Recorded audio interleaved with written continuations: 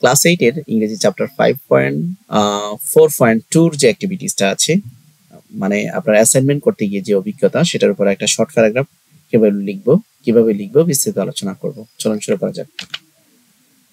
প্রথমে আমরা ইনস্ট্রাকশনটা দেখে নেই। এখানে বলছে যে write a short paragraph or এসে। আপনি একটা শর্ট প্যারাগ্রাফ অর এসে লিখেন অন ইউর এক্সপিরিয়েন্স, আপনার অভিজ্ঞতার উপরে, ডুইং দ্য হোল ওয়ার্ক, যে পুরো কাজটা করেছেন অ্যাজ অ্যান অ্যাসাইনমেন্ট করতে গিয়ে যে আপনার যে অভিজ্ঞতা হয়েছে সেটার উপরে আপনি একটা প্যারাগ্রাফ অথবা একটা এসে লেখেন। তো পরবর্তীতে এখানে কিছু ওয়ার্ড মিনিং আছে, সেগুলো আমরা জানবো। তো প্রথমত আমরা যদি এই এসেটা লিখতে যাই, এসেটা এরকম হবে, my experience in doing the assignment. Short note লিখতে বলছে বা শর্ট প্যারাগ্রাফ, যেটাই ধরেন না কেন। Working on this to write a paragraph and an essay, একটি অনুচ্ছেদ এবং একটি প্রবন্ধ লেখার জন্য এই অ্যাসাইনমেন্ট কাজ করতে about mental health support in school have been a rewarding experience. স্কুলে মানসিক স্বাস্থ্য সহায়তা সম্পর্কে একটি ফলপ্রসূ অভিজ্ঞতা। I explain my knowledge on significant subject.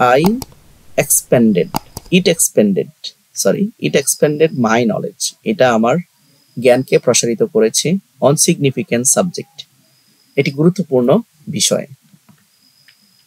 I used clear writings to explain. আমি ব্যবহার করেছি ক্লিয়ার রাইটিং, একটা পরিচ্ছন্ন লেখা। Explain why mental health awareness in schools is crucial. কেন মানসিক স্বাস্থ্য সচেতনতা একটা স্কুলে, শিক্ষা প্রতিষ্ঠানে খুবই গুরুত্বপূর্ণ। And suggested practical ideas to help the student, এবং প্র্যাকটিক্যাল আইডিয়া আমাকে যেটা সাজেস্ট করেছে সেটা স্টুডেন্টদেরকে কিভাবে হেল্প করে, পরামর্শ দিয়েছে, সহায়তা দিয়েছে। শিক্ষার্থীদের সহায়তা করার জন্য ব্যবহারিক যে দক্ষতা দরকার সেটা আমাকে সে পরামর্শ দিয়েছে বা সাজেস্ট করেছে। ইট ওয়াজ আ ইউজফুল লেসন, এটা একটা গুরুত্বপূর্ণ দরকারি পাঠ ছিল। On how education institution May create a supportive atmosphere for the student, কিভাবে একটা শিক্ষা প্রতিষ্ঠান শিক্ষার্থীদের জন্য একটা সহায়তা কেন্দ্র হতে পারে, একটা সহায়ক পরিবেশ তৈরি করে, সেটা আমাকে কি করেছে।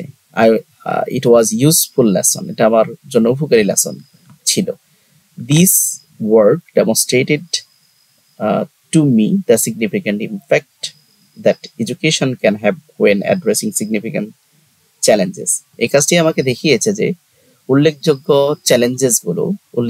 প্রতিবন্ধকতাগুলো কিভাবে মোকাবেলা করা যায়, মোকাবেলা করার সময় শিক্ষার যে উল্লেখযোগ্য প্রভাব থাকতে পারে সেটা আমাকে শিখিয়েছে।